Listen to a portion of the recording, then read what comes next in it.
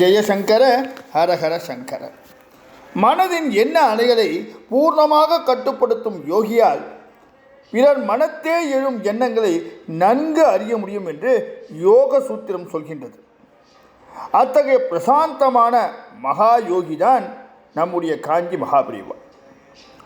ஒரு பக்தர் மகாபரிவாரிடம் தன் குறைகளை சொல்லி அழுதுவிட்டு கிளம்பும்போது, என் மனக்குறையை சொல்லி அழுது பெரியவாள் மனதையும் சிரமப்படுத்தி விட்டேன் என்று கூறி வருந்த, உன் பெரியவாளுக்கு மனமும் இல்லை வருத்தமும் இல்லை, நிம்மதியாக போயிட்டு வா என்று மகாபரிவாள் கூறியது முற்றிலும் உண்மை. இத்தகைய மகாயோகியிடம் சென்றால் நம் மனதில் உள்ளதை வெளிப்படுத்த வேண்டும், தேவையே இல்லை. அந்த சன்னதியே சென்று அடைந்தாலே போதும்.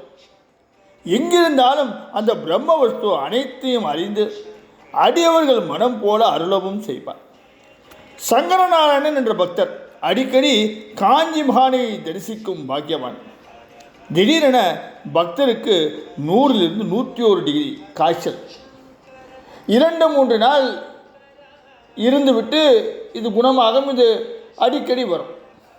10-15 தினங்களில் மீண்டும் வரும். இதே போல் அடிக்கடி வர பலவித வைத்தியம், மருந்து, பரிசோதனைகள் என்று மாறி மாறி சிகிச்சை செய்தாலும் காய்ச்சல் மட்டும் மாறாத நிலை. இனி வைத்தியம் செய்து பலனில்லை, குருபாதமே கதி என்று முடிவு செய்து ஒரு ஞாயிறு காலை ஸ்ரீமடம் வந்தார். தரிசனம் செய்தார். மகானும் எதுவும் விவரம் கேட்கவில்லை. இப்போதான் வரியா என்று அவர் வினவ, ஆம் என்ற பதில் பக்தரிடமிருந்து வந்தது. இங்கே காஞ்சியில் ஜுடகேஸ்வரர் கோயில் இருக்குது, தெரியுமோ? போயிருக்கியா? இது மகானின் கேள்வி. தெரியாது, போனதில்லை. இது பக்தர் பதில். இன்று கார்த்திகை ஞாயிற்றுக்கிழமை ஜுடகேஸ்வரர் கச்சபேஸ்வரர் கோயிலில் சூரிய பகவானையும் தரிசிக்கலாம் வா என்று உத்தரவிட்டு நடக்கத் தொடங்கிய நடமாடும் தெய்வத்தை பசுவை பின்தொடரும் கன்றாய் பின்தொடர்ந்தார் சங்கரநாராயணன். ஜுடகேஸ்வரர் கோயிலுக்கு போய் பிரகாரத்தை வலம் வந்து சுவாமி சன்னதி செல்கையில் அர்ச்சகர் பூஜையை முடித்துவிட்டு சென்று விட்டார். எனினும் தரிசனம் செய்து கொண்டனர். கையில் ஏதாவது ரூபா வச்சுருக்கியா என்று பக்தரை மகான் கேட்க, இல்லை, பர்ஸு ஸ்ரீமடத்தில் பையிலே இருக்கு என்று அவர் சொன்னார். அப்போது அங்கே மண்டபத்தில் இருக்கிறவங்கிட்ட யாசகம் கேட்டு வாங்கின்னு வா என்று மகாபரிவாள் உத்தரவிட அவர் சென்று யாசித்தார். நிமிடத்தில் ரூபாய் 10-15 கிடைத்தது. அதை வந்து அவர் தெரிவிக்க, சுவாமி முன்னால் தட்டு வச்சிருக்கு, அதில் போட்டுறோம், உண்டியல்லையும் சமர்ப்பணம் செஞ்சிடும் என்று உத்தரவிட்டார். பக்தர் அப்படியே செய்து திரும்பினார். சரி வா, கச்சபேஸ்வரர் கோயில் போகலாம். அங்கே கார்த்திகை ஞாயிறு உற்சவம் நடக்கிறது.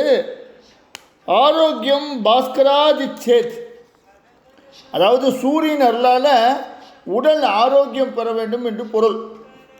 இது தெரியுமோனோ என்று சொன்னவாறே மகாபரிவால் நடந்தார்.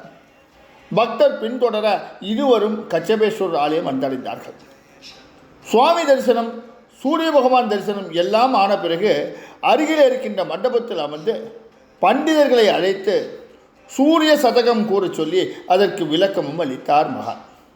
எல்லாம் ஆனவுடன், நாரியாயிட்டு நீ போய் சாப்பிட்டுட்டு ஊருக்கு போயிட்டு வா என்று உத்தரவு தர பிரியாவிடை பெற்றார் பக்தர். எனினும் தன் உடல்நிலை பற்றி தெரிவிக்க சந்தர்ப்பம் வாய்க்கவே இல்லையே என்று ஆதங்கத்துடன் தான் புறப்பட்டார் அவர். ஆனால் என்ன, டாக்டர்களுடைய பரிசோதனை, வைத்தியம், மருந்து அனைத்தையும் ஏமாற்றி கொண்டிருந்த அந்த பொல்லாத காய்ச்சலும் அல்லவா நிரந்தரமாக விடைபெற்று கொண்டு விட்டது. இதில் என்ன ஆச்சரியம் இருக்கின்றது? முதலில் சொன்னது போல மகாயோகிக்கும் யோகீஸ்வரருக்கும் சொல்லித் தெரிய வேண்டுமா? தேவையே இல்லை. அந்த சன்னதி நாடி சென்றாலே போதும். ஏன், மனதால் நினைத்தாலே கூட போதும், வேண்டுவது அனைத்தும் கிட்டும்.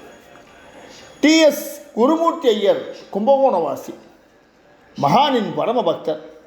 மகானிட்ட கட்டளைப்படி பல அரிய சாதனைகளை கைங்கரியமாக செய்த உத்தமர். ஒரு சமயம் அவரோடு காரைக்குடி அழகப்பா கல்வி நிறுவன நிர்வாகியும் அவர் மனைவியும் தரிசனத்துக்கு காஞ்சிபுரம் வந்தார்கள். மகான் முன் பெரும் கூட்டம். எப்படி அருகில் சென்று தரிசிப்பது என்று மூவருக்கும் கவலை. எப்படியோ முண்டியடித்து குருமூர்த்தியும் உடன் வந்த நிர்வாகியும் உள்ளே சென்று விட்டார்கள். ஆனால் நிர்வாகியின் மனைவியால் உள்ளே வர முடியவில்லை.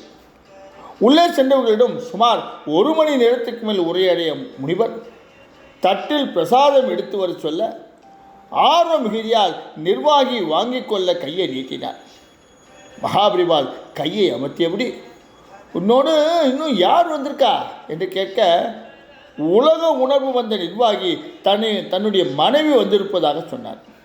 அவரையும் உள்ளே அழைத்து வர உத்தரவிட்ட மகாபரிவால் அந்த அம்மையாரிடம், தரிசனம் கிடைக்காதோன்னு கவலைப்பட்டியோ என்று வினவியபடி இருவருக்கும் சேர்த்து பிரசாதம் அருள, வெளியில் பரிதபித்து கொண்டு நின்ற தன்னையும் அன்புடன் அழைத்து பிரசாதம் அருளிய கருணை மலையை கண்டு உருகி நின்றார் அந்த அம்மையார். கேளாமலே அருளும், சொல்லாமலேயே அறியும் கண்கண்ட தெய்வம் மகாபரிவால். ஜெய ஜெய சங்கர, ஹர ஹர சங்கர.